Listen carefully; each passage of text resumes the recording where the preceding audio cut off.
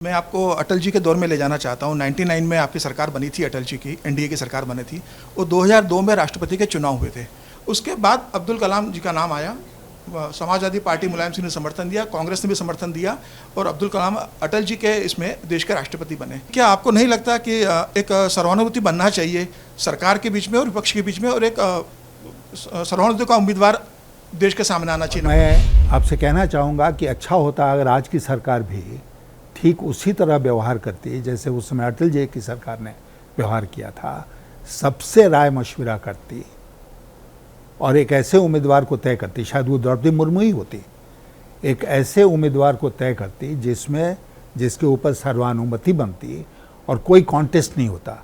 राष्ट्रपति का पद इतना मर्यादा का पद है कि उसमें विवाद नहीं होना चाहिए और ये सरकार का दायित्व बनता है सबसे पहले कि वो ऐसी परिस्थिति पैदा करें जिसमें विवाद नहीं हो। मैं मानता हूं कि सरकार ने ऐसा नहीं किया, करना चाहिए था। यशवंत जी, आपने रबर स्टैम्प की बात की, राष्ट्रपति एज रबर स्टैम्प। इस पे बहस हो सकती है, जैसे मेरी दोस्त ने बहस की, लेकिन अभी जो 5 बरस पूरे हो रहे हैं और उसके बाद मुर्मू जी पद ग्रहण करेंगी, तो ये जो अभी प्रेसिडेंसी निकली है, बहुत इवेंटलेस प्रेसिडेंसी थी, ये खामोश प्रेसिडेंसी थी। देश में इतना कुछ हुआ, एक वक्तव्य तक नहीं सुना हमने माननीय राष्ट्रपति की तरफ से। इसका कारण क्या है? और दूसरा, क्या आज के दिन अपॉर्चुनिटीज़ मिस हो रही हैं कि विपक्ष के साथ उतना इंटरेक्शन नहीं है जितना कि अटल जी और आपके ज़माने में और जसवंत सिंह के ज़माने में हुआ करता था? मैं आपसे सहमत होते हुए ये कहूँगा कि कंसेंसस का वो ज़माना अब लद गया है इस सरकार में। और अटल जी की सरकार में न केवल पार्टी के भीतर, न केवल कैबिनेट के अंदर, बल्कि विपक्ष के साथ भी जो कंसेंसस बना के आगे चलने की प्रणाली थी, वो अब समाप्त हो गई है। अब वो नहीं है। बहुत सारे ऐसे अवसर आए, आप जानते हैं, जिसमें हम लोगों ने विपक्ष के साथ बैठ के ड्राफ्ट बनाया,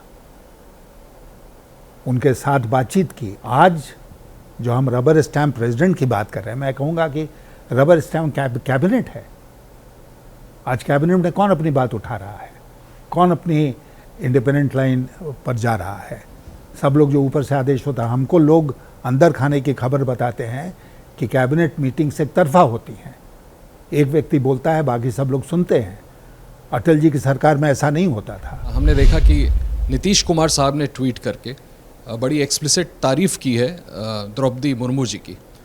आपको ये देख करके तकलीफ़ हुई? आपको उम्मीद थी कि नीतीश बाबू आपका समर्थन करते? क्या आपने उनको अप्रोच किया है या करेंगे? पहले आप इस सवाल का जवाब दे दें, फिर मैं दूसरा पूछूं। हाँ, मैं करूँगा। मेरा एक उम्मीदवार के नाते ये हक बनता है कि सब लोगों को अप्रोच करूँ और सबसे वोट मांगूँ। तो मैं नीतीश बाबू से ज़रूर बात करूँगा इसके बारे में। आप पर्सनली जाके मुलाकात करेंगे? पर्सनली मैं जाऊँगा ज़रूर पटना और कोशिश करूँगा उनसे मुलाकात करने का। अगर वो समय देंगे तो मैं मिलूँगा उनसे। सर, मेरा दूसरा सवाल भी आपके कैंडिडेचर को लेकर के है। क्रिकेट में जैसे होता है ना कि सलामी बल्लेबाज नहीं है तो first down, second down, third down किसी को भी भेज दो ओपन करने के लिए। आप फर्स्ट चॉइस नहीं थे। शरद पवार साहब ने इनकार किया तो डॉक्टर फारूक अब्दुल्ला साहब ने इनकार किया तो गोपाल कृष्ण गांधी जी ने इनकार किया, तब यशवंत सिन्हा। तो आपको नहीं लगता है सर कि जब आप फर्स्ट चॉइस ही नहीं थे तो आप वो कॉन्फिडेंस कैसे इंस्पायर करेंगे? देखिए, ऐसा है कि एक इंटरव्यू में भी हाल में मैंने कहा कि मैं अक्सर सेकंड चॉइस रहा हूँ। मेरे लाइफ की कहानी ये है कि मैं फर्स्ट चॉइस नहीं रहा, अक्सर मैं सेकंड चॉइस रहा हूँ। लेकिन सेकंड चॉइस होते हुए भी हम उस पद पर चले गए या वो अवसर हमें मिल गया। फिर जो कुछ मुझे करना था वो मैंने किया। और मजाक में मैंने ये कहा कि इस बार मैं चौथा उम्मीदवार हूँ, सेकंड भी नहीं, चौथा, जैसा आपने कहा। तो 2 का दुगना होता है 4, तो इसलिए जीत की संभावना उससे हमारी दुगनी हो गई।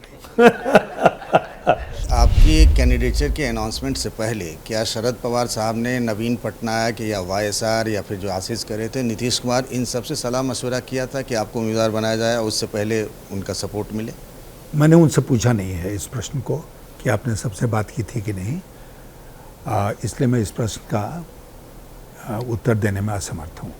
ये जो बीच की पार्टियां हैं जिन्होंने क्लियर नहीं किया अभी तक, क्या आपको उम्मीद है कि वो आपके साथ आएंगी, जैसे वाईएसआर, जैसे टीआरएस, जैसे आम आदमी पार्टी? नहीं, उम्मीद तो हमारी है और मुझे पूरा विश्वास है कि जो लोग हमारा समर्थन कर रहे हैं, राजनीतिक दल के लोग, वो इसमें प्रयास करेंगे। और आप जानते हैं कि महाराष्ट्र में एक संकट आ गया सरकार को लेकर, जिसके चलते पवार साहब को जाना पड़ा वहाँ पर। लेकिन पवार साहब किंग पिन थे एक तरह से, ये पूरी जो साझेदारी बनी उसके किंग पिन वही थे, उन्हीं के नेतृत्व में ये सब कुछ हो रहा था। और वो वहाँ से फारिग होते हैं महाराष्ट्र से तो फिर लगेंगे, इसमें मुझे पूरा विश्वास है।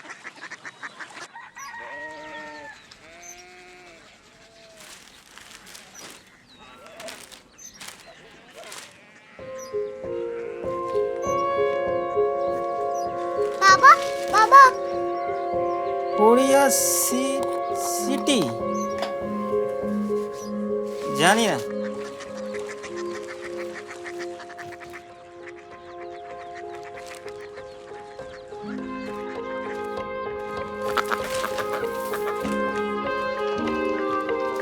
Korea city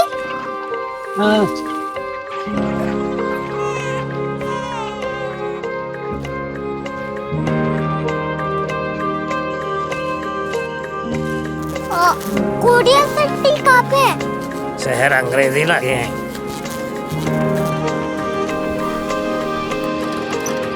Korea city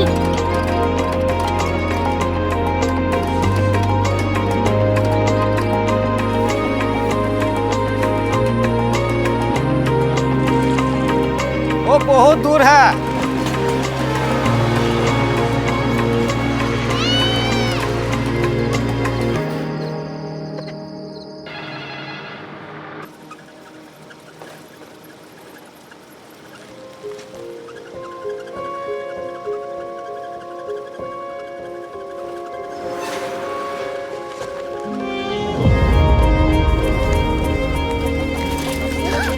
Korea city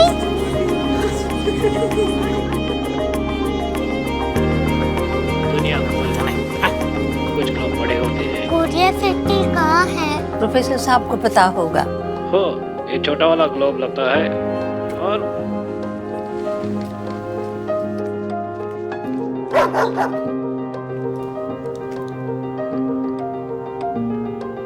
पता नहीं, मेरी बेटी से जाके मिल लो, शायद उसे मालूम हो।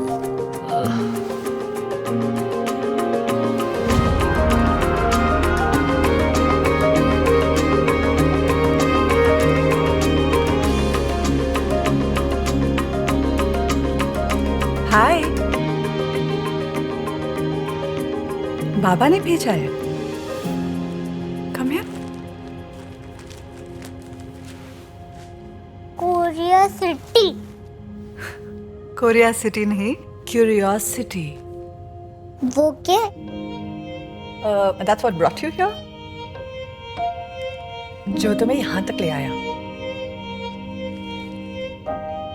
क्यूरियोसिटी